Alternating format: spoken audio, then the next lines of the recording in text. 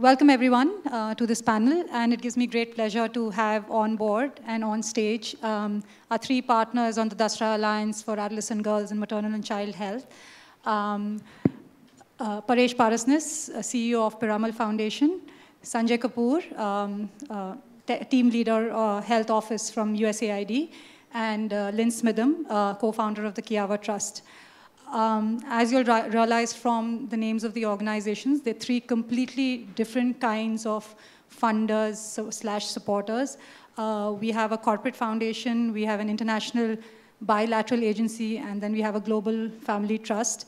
But all of them are, in a sense, our partners in crime as we seek to build an ecosystem around getting more knowledge, more funding, and more networks to the issue of adolescent girls in maternal and child health. Right? We are also the reason this year's Dasra Philanthropy Week has a theme of adolescent girls. So this is where you can lay the blame on in case you'll have had an overdose of it. But I am going to reiterate some numbers again, and Tarun, our chairman, did speak to it in the morning. But just because of the issue and the magnitude, I think it's important to kind of just state some of these numbers. We have 113 million adolescent girls. They're 11% of the population, but largely invisible, very vulnerable, which is why there's a need to kind of actually invest more research, more programs, and more money into this space, right? And that's the common goal that four of us and the organizations that we represent actually want to bring to this table. And some of the discussion in the next 20-25 minutes is going to be around why we think this is an important space, what are some of the strengths that each one of us brings to the table, and how you all can support the space as well. So if I can start, Lynn, if I could start with you. So adolescent girls is a critical link, right, in the continuum of care. And though the government in India is beginning to realize that, it's not something that everyone knows about. Do you have any sense of why this is so and how we can kind of change it? Yes, I mean, I've been here 3 days, and we've spent a lot of the time talking about the issues that are connected to adolescent girls. But one of the big core issues is that adolescence in many cultures is seen as a transition to adulthood. It's a time when a child goes through puberty, but it doesn't mean because they've gone through that stage that they are an adult. Until they're between 21 and 26, they're not yet completely physically, emotionally, mentally developed, and they're still growing in each of those senses. And this is one of the reasons why adolescence is so important, because if you take a girl and you marry her at 14 or 15, and she's not ready in any of those three ways, then the consequences are really dire. And that's what accounts for much of the issues like maternal mortality, birth complications, domestic violence. So one of the pieces of research that's come out very recently is around brain development. We know anyway that physical development doesn't complete until we're in our early 20s.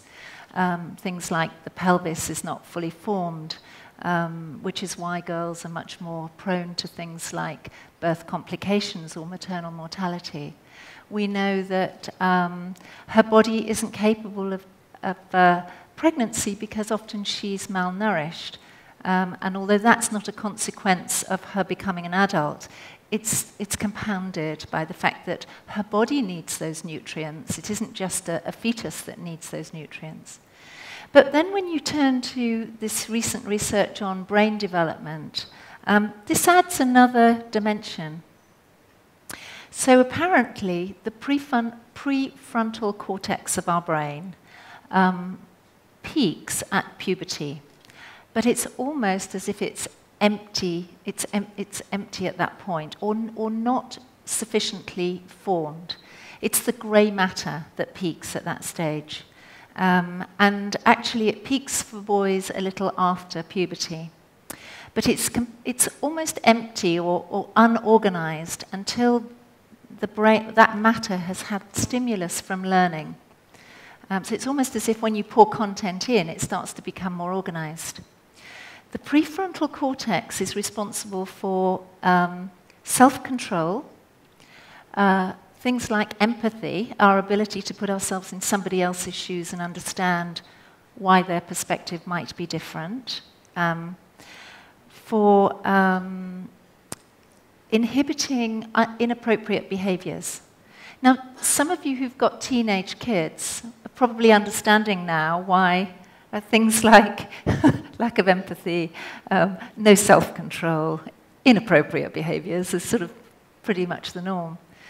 But when you put those thoughts into a young girl who's 14 or 15, or for that matter, a young boy who's also getting married or having children when he's an adolescent, then you start to understand much more clearly why some of the issues, the behavioral issues around domestic violence, why there's a much greater likelihood that a girl will suffer sexual and physical abuse if she marries as a child. So not only are we expecting these poor young kids to behave like adults and fulfill the roles that we would expect 20-year-olds, 26-year-olds to perform, but they're struggling because they haven't got the equipment. Thanks, Lynn. And I think that plays well into the question that I'm going to ask Dr. Kapur, which is, for USAID, child survival is a big priority area, right, especially in India. So how do you see, how does USAID see adolescent girls' empowerment playing a role in driving better outcomes for better maternal mortality figures and better child survival? Okay. Is it on? I think we at USAID feel that investing and empowering adolescent girls make common sense. Just not because of the sheer numbers which you just said a few minutes before, but also investing in adolescent girls means that we will have a healthier boys, means healthier children, as well as healthier mothers. By educating adolescent girls, we can delay the age at marriage, which is, I think, one of the very, very important indicators of maternal health. Delaying marriage and therefore delaying the first birth. The studies have shown that it can help reduce maternal mortality by more than 50 to 60%. So if you are able to educate girls about their bodies, about how do they take care about their attitudes, educating them, empowering them, including giving them life skills education, they can be, even though like the data shows that 50% of marriages still happen before the age of 18 and half of them afterwards. In both the cases, having a well-informed and a well-empowered adolescent mother or post-adolescent mother would give rise to a much healthier child.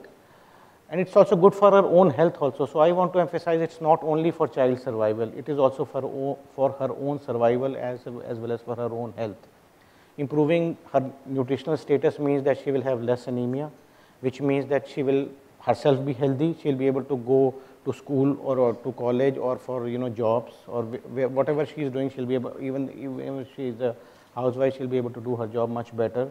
She can negotiate about what the family should look like, when the family should have children, whenever she is married, with her husband, with her mother-in-law. So it's not only about the health part of it, but also about family life education.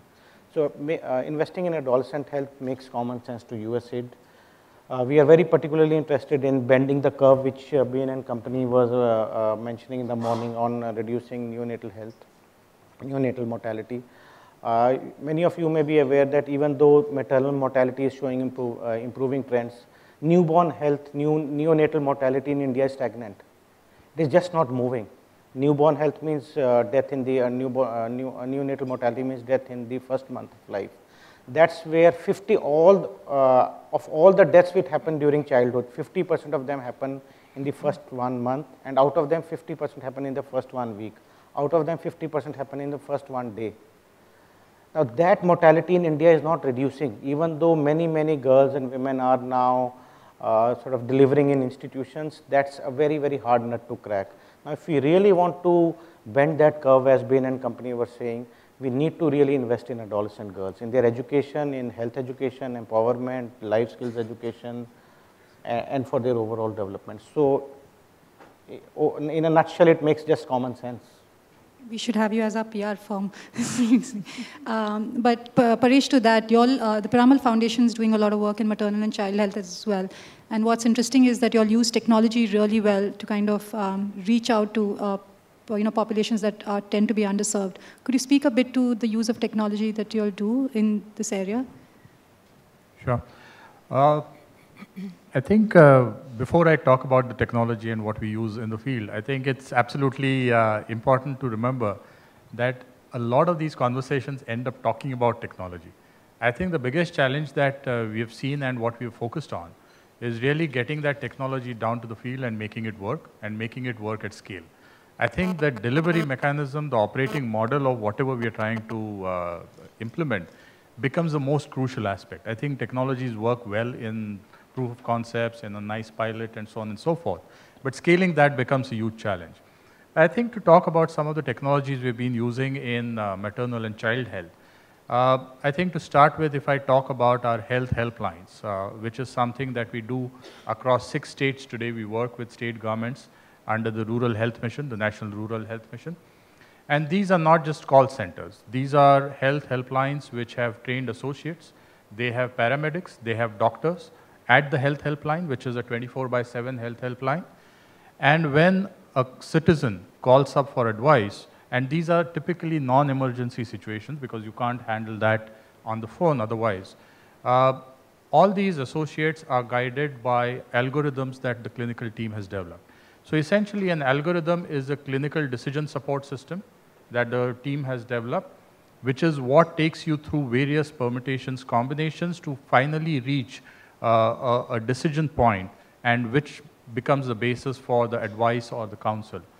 Now, this is something which has enabled us to kind of reach basic health care, at times both to maternal expecting mothers or even to the general population, to the extent that today across these 6 states we handle about 20 to 25,000 calls a day for far-flung areas from locations which don't have access to primary health care. That's number one. The second is, I think, telemedicine, and which is, again, the whole idea of using technology for us has been saying how does one reach out to remote locations, remote populations in a manner that it brings the same quality of health care as would be available in an urban location. So a telemedicine solution, and we have 40 centers of those. Almost 26 of those work in Assam, across all districts in Assam, is really using video technology, but linking, again, expecting mothers with specialists sitting in a larger city. So for instance, one of our larger pilots, and Smarnita, you have visited that, in Araku Valley, which is a tribal valley in Andhra Pradesh, in easternmost Andhra Pradesh, we cater to tribal women who are expecting, and the high-risk cases would get transported into a center in Araku, in a small town, and we would then have specialists sitting in Hyderabad who are online talking to the patient. There's a paramedic who's assisting them through the entire examination and effectively creating an electronic health record. So the whole idea is that health record is something that can over time be ported to maybe another health provider for a different kind of an ailment. I think the third one that we have invested in is really, while these become distance technologies, a lot of the work has to be face-to-face, given that we're talking about health. So we operate mobile health units, which effectively go on a permanent journey plan, so across villages on a fixed day at a particular time. And through these units, we would today be covering close to 3,000 villages every month across different states, the 3 states where these are operative, and which is where you actually interact with the patient, register a patient, create an electronic health record, and provide advice and medicines. So the whole idea, as I said, is not just to develop technology which works well remotely, but combine that with some field experience or some field delivery, which actually takes it to remote locations. And typically the idea is that we use this to either reach out to rural populations or locations which go beyond 3 kilometers beyond a primary health center, which is where people don't have access to primary health. And it's really, our focus has been in whatever we have done, maternal and child health. So that's what we largely work with the governments on. So I think this is the really exciting part for us, because I think getting technology into the area of maternal child health, we hope we can kind of actually leverage this, take it to more states, and actually be able to take this, your model, to a much wider, audience in, in the country. Lynn, if I could come back to you, why did the Kiawa Trust, choose to invest in adolescent girls, right? And why India? You all are a family trust based out of the UK. And you've been coming, along with Andrea and Peter, you've been coming to India for the last several years. Have you seen changes? Have you seen conversations change? Have you seen the environment change since you've been coming? I'll answer the why India first. I have to start by saying we really love India, all three of us. So the trust is run by Andrea, who's sitting here, her father, Peter, who's my husband, and we just love coming here. Now, there are also lots of great rational reasons why we should be here, but that was sort of like a very strong driving force for us. I came first in 1990. Forgive me, I just told you this story. And I got off the plane. It was my first visit here. I got off the plane at about 1 o'clock in the morning, and I got into a taxi, and we went to the first traffic light and drew up behind an elephant. I fell in love at that very moment with the place, and I've had a love affair with it since. I never leave the same person that I arrived. India shakes me up. It makes me humble. It pulls me out of any complacency I've got. It makes me less materialistic. It's good for my soul, and I like myself better when I leave. So India's got a lot of difficulties around issues, adolescent girls. So what do we pick? We've been supporting youth projects for 5 years in sub-Saharan Africa and India, and we wanted to become more strategic. And it seemed that adolescent girls was, in Peter Buffett's word, an undervalued investment, that for a small amount of input you could potentially get an enormous return. And for all the reasons that Sanjay just said. But moving to your question about have you seen the dialogue change, is it different now? It's slightly difficult for me to answer that because you don't know what you don't know. And we were new to adolescent girls in 2010, and so we started learning. And I am still on a really, really steep learning curve about it.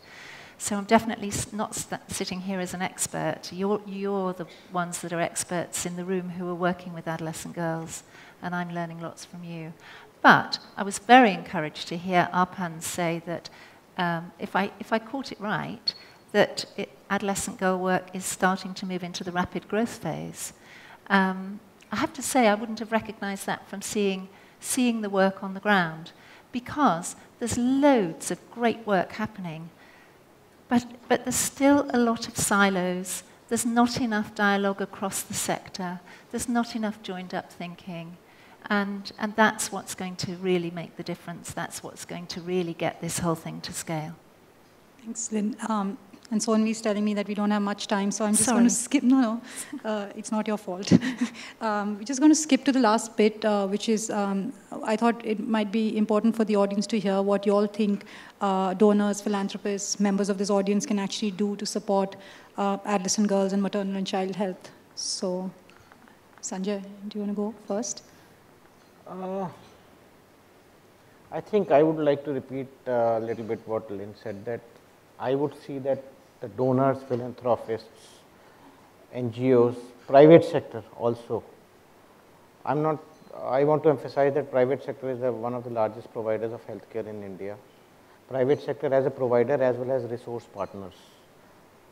NGOs, civil society, social enterprises, all of them, I would like to see them working coherently, sharing data all across, so that we have a continuum of care approach which includes reproductive, maternal and child health, including adolescent health, and not sort of working in these sort of independent silos.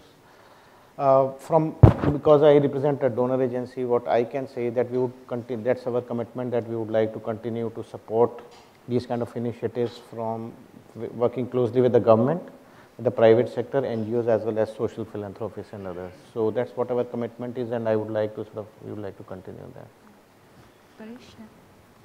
Just to add to, I think what Sanjay said, I think the most exciting part for the Piramal Foundation to be part of this alliance is having developed a certain way of handling primary health or maternal and child health.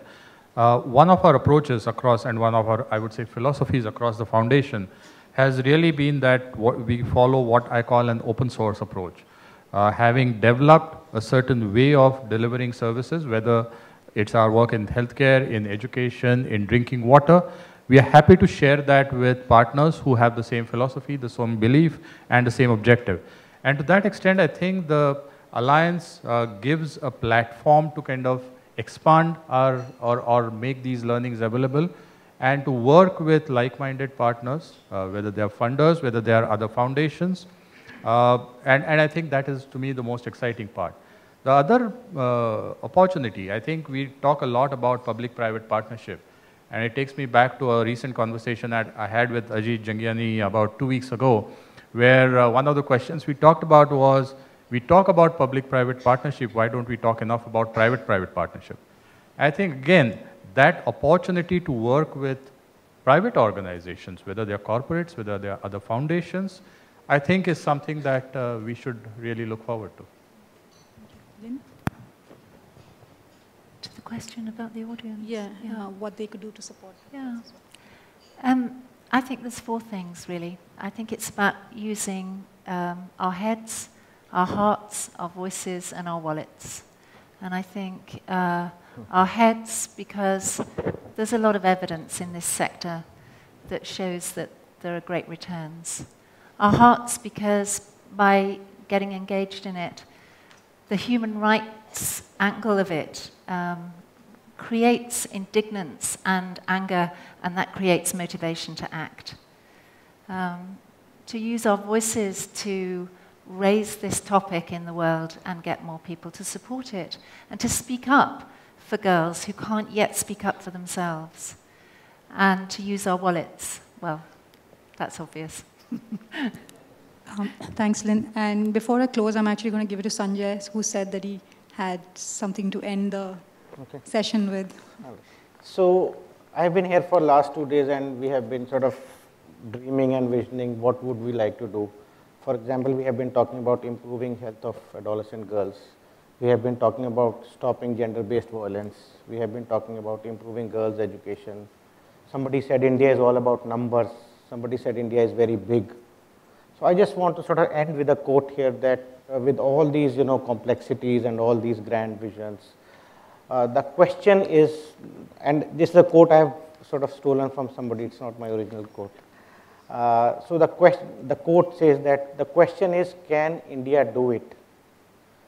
Sorry, the question is not can India do it, but the question is, can India afford not to do it?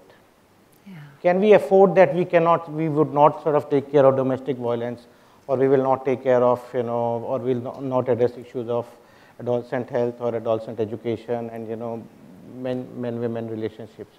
India just cannot afford not to do it if India has to become a superpower and if India has to progress. So that's a question which is not negotiable for us. Thank you. Thanks, Sanjay. I mean, I couldn't have ended it better. So thank you very much.